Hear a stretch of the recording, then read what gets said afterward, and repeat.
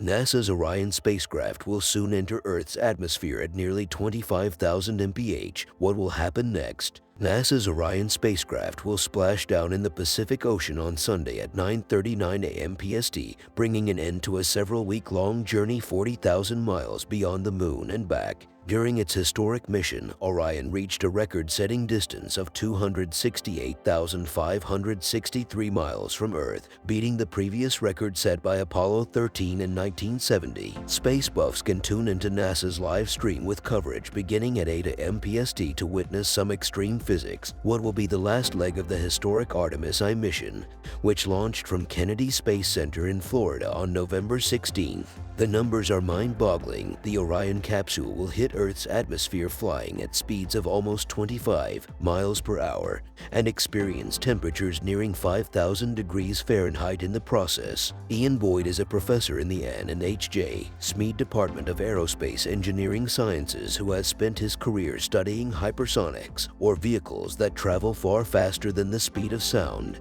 He also leads a $15 million NASA institute called the Advanced Computational Center for Entry System Simulation. This effort investigates new ways to protect spacecraft as they undergo the extremes of entering atmospheres on Earth, Mars, and beyond. He spoke about the conditions Orion can expect to face this weekend and why the growing space tourism industry may require new kinds of spacecraft heat shields. NASA is using a maneuver called a skip entry to slow down the Orion capsule. What does that mean? The alternative to a skip entry is a direct entry, just coming straight into Earth's atmosphere and going down. In a skip entry, you come into the atmosphere at a shallower angle, then you skip back out into space and come back in again. It's kind of like when you skip stones on a lake. It's a way of decelerating without getting into the heating right away. It also provides more flexibility on where the capsule will land right away. Even with those maneuvers, Orion is going to face blistering conditions Sunday. What can we expect to happen? When you fly very rapidly through air or any other gas, the gas itself gets heated up.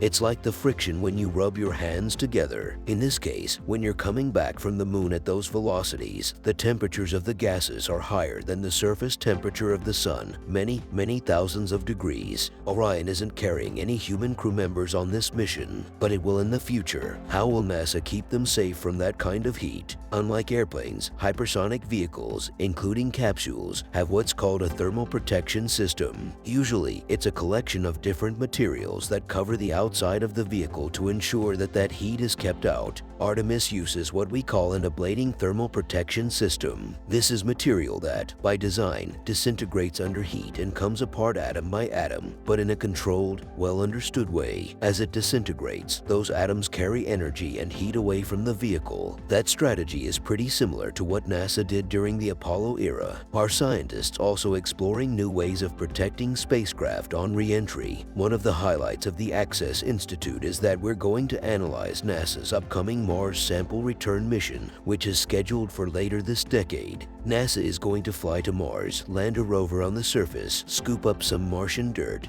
and rock and fly all the way back. That capsule will enter Earth's atmosphere at about 14 kilometers per second. The Orion spacecraft will be moving at around 11 kilometers per second. 14 kilometers per second doesn't sound like a big jump, but it turns out to be a different physics regime. We're going to need different materials and a different kind of heat shield. How would those new heat shields work? Some of the approaches that are being studied are what are called woven materials. You begin by weaving together fibers made of carbon, and then you inject material into the gaps between the fibers. It sounds low-tech, but it's actually very high-tech. The fibers themselves will still ablate, but when the chemicals that are injected in between the fibers heat up, they will break down and become gas. That gas flows from inside the heat shield to out, creating additional cooling effects. As the space tourism industry grows, we're going to be seeing a lot more spacecraft launch from Earth and, hopefully, come back. What kinds of issues will that raise? One of the key challenges for a successful space economy is going to be more efficient vehicles and more efficient heat shields, and that is going to require us to better understand all of these physical and chemical processes. Every single layer we can shave off our heat shield because we're confident that we don't need it is going to increase the efficiency of bringing stuff back from space.